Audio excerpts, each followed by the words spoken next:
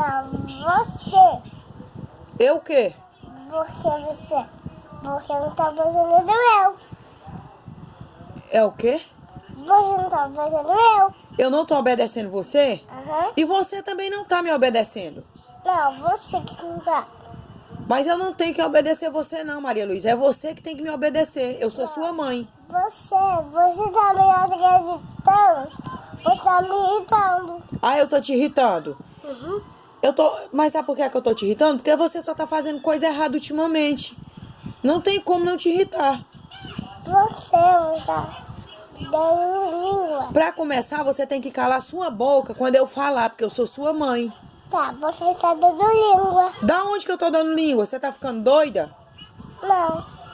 Por favor, você tá dando. Eu tô muito chateada com você, muito chateada mesmo.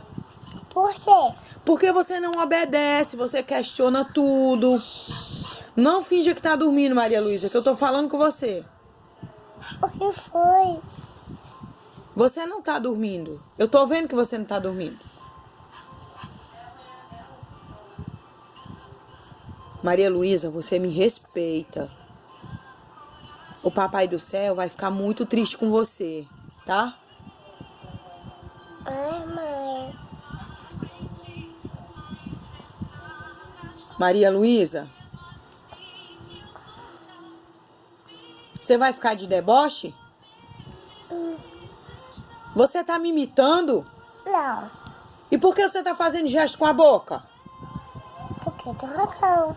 Roncando se você não tá dormindo? Ah, por isso você precisa dormindo. Dormindo com os olhos abertos e falando. Falando.